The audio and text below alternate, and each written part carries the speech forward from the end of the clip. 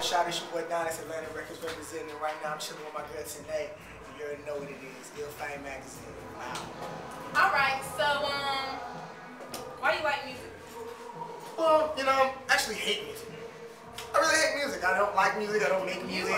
Why'd you ask me something like that? Music is amazing. Music gets people through hard times, and especially me, I used to be a member of the United States Air Force, so it was something very pivotal in getting me through that stage of my life. It wasn't something that at first I wanted to do, but something that I became a part of, and I became, you know, a little more. I started to garner a bigger respect for our country. And, you know, when you start fighting for something, you really, you know, you gotta be a part of that 100%. You know, that's what you do. So for me, you know, going through that, and you know, all the studying and the training and all that time, not being able to see my family, and then wanting to do music on the side, you know, it was something from music just got me through all of that. You know. What was the inspiration behind doing the music? Like, how did you know you wanted to rap? When I was 9 years old, I knew I wanted to rap when I saw Criss Cross. They had the clothes on backwards, and I was like, a lot of people don't want to tell that story and act like they don't like Criss Cross. I loved Criss Cross. I was younger than them, and I seen them on TV, and I was like, man, if they can be on TV, I can be on TV too. So that kind of what really got me going. And then, you know, Outkast started coming out, and all these Ghetto Mafia and all these people representing the city of Atlanta. We had a huge movement, TLC and Jermaine Dupri, and it was like, man, it just felt so good to be from the South at that moment, and it just sucked me in. So who are some of your icons in the industry? They don't even really have to be in the music industry. Just icons? You know, like, I'll say my musical icons are just people that, like, I already know, people that I look up to, like John Legend is somebody I definitely look up to. Me and Tip, like, you know, taught me how to play golf, and I go to his house. Really? That's my big brother. Are you good? No, sorry. Catch me on the putt-putt course, and I might get busy on you, know. I'm good on the putt-putt and the go-karts. I'm good. But yeah, man, like Tip, Bun, clearly one of my idols, and you know. Who would you want to work with in the future? Andre 3000. Why? Because he's from the South. He represents the South extra hard.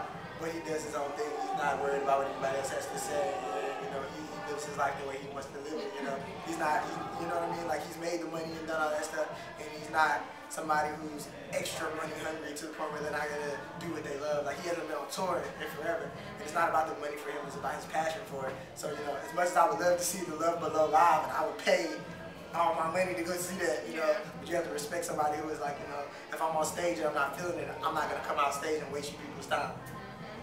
So what makes you different from all the new upcoming artists, all the new artists that's out? What makes you different? What makes you stand out? I force myself to stand out. You know, if I hear something that sounds like J. Cole's gonna rap over it, or Drake gonna rap over it and stuff, then like I wanted to do it.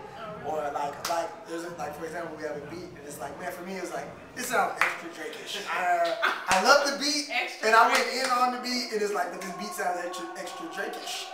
It's like mad minimal, and it's like the drums and stuff, and it takes you to a place, you're like, wow, this is great. And it's amazing, because I love Drake's music. That's the homie. But I just, you know, you have to differentiate yourself, and that's super important in this music business, especially right now when records aren't selling the way they used to sell. People want something to really look into, and something that stands out from the rest, because, you know, I don't know if people can see, like, hip-hop is, I'm not saying hip-hop is dying, hip-hop is alive and well, but this is very, very different than the hip-hop that you and I grew up on, where it was like mad flashy and mad shiny, like artists like me and J. Cole and like Nipsey and Pill. We've had bidding wars with these record labels, you know.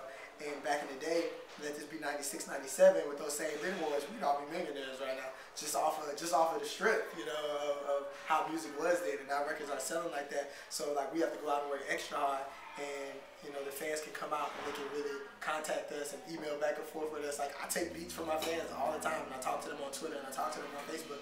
Whereas when like artists like Shine, when he first came out, I was like a huge Shine fan. And I was like, there was no way in hell I was going to reach Shine, because he was in the club with Puff Daddy.